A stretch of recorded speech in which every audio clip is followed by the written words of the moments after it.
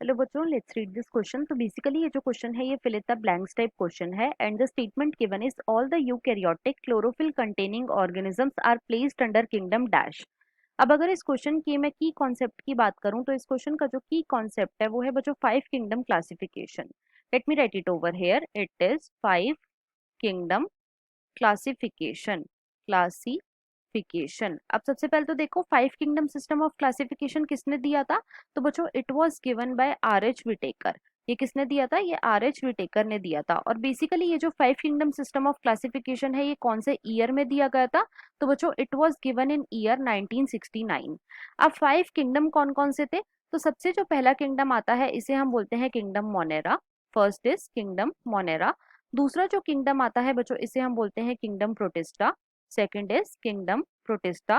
तीसरा जो किंगडम आता है बच्चों इसे हम बोलते हैं kingdom fungi. Third is kingdom fungi. Fourth जो किंगडम आता है इसे हम बोलते हैं किंगडम प्लांटी। और जो फिफ्थ किंगडम आता है बच्चों इसे हम बोलते हैं kingdom animalia. Fifth is kingdom animalia. अब देखो इन पांचों किंगडम में से जो मोनेरा है इसके अंदर कैसे ऑर्गेनिज्म आते हैं? तो बच्चों जो मोनेरन्स होते हैं ये कैसे होते हैं? ये होते हैं यूनिसेलुलर। दीज आर यूनिसेलुलर, मतलब कि इनकी जो बॉडी होती है वो सिंगल सेल्ड की बनी होती है। साथ ही साथ ये कैसे होते हैं? ये होते हैं बच्चों प्रोकैरियोटिक। दीज आर प्रोकैरियोटिक, मतलब कि इनके अंदर ट्रू न्यूक्लियस जो है ये प्रेजेंट नहीं होता। प्रोटिस्टेंट्स कैसे होते हैं? तो बच्चों ये भी होते हैं unicellular. These are also cellular, लेकिन ये कैसे होते हैं? ये होते हैं यूकैरियोटिक, मतलब कि इनके अंदर ट्रू न्यूक्लियस जो है ये प्रेजेंट होता है। फंजाई कैसी होती है? तो बच्चों मोस्टली जो फंजाई होती है ये कैसी होती है? ये होती है मल्टी सेलुलर। लेकिन यहाँ पे एक एक्सेप्शन भी आ जाता है और वो एक्सेप्शन किसका है? वो है बच्चों ईस्ट। ईस्ट कैसी फंजाई है? ये है बच्चों unicellular. It is unicellular fungi. साथ ही साथ फंजाई कैसी होती है? ये भी होती है बच्चों eukaryotic. It is also eukaryotic. और जो फंजाई के मेंबर्स होते हैं बच्चों इनके अंदर जो सेल वॉल होती है ये किस चीज की बनी होती है? ये बनी होती है काइटिन की।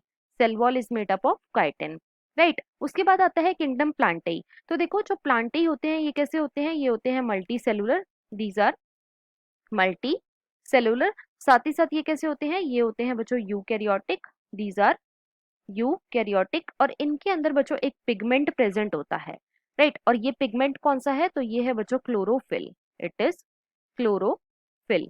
अब ये क्लोरोफिल क्या करता है? तो बच्चों ये सनलाइट को एब्जॉर्ब करता है। ये क्या करता है? ये सनलाइट को एब्जॉर्ब करता है और एब्जॉर्ब करके ये बच्चों फोटोसिंथेसिस में हेल्प करता है। जो एनिमल्स होते हैं ये कैसे होते हैं? ये भी होते हैं बच्चों multicellular. These are also multicellular and eukaryotic, मतलब कि इनके अंदर ट्रू न्यूक्लियस जो है ये प्रेजेंट होता है। और साथ ही साथ ये कैसे होते हैं? ये होते हैं बच्चों हेटेरोट्रॉफ्स। दीज आर हेटेरोट्रॉफ्स, मतलब कि ये अपना खाना खुद से प्रिपेयर नहीं करते, ये दूसरों पे डिपेंडेंट होते हैं अपने फूड के लिए।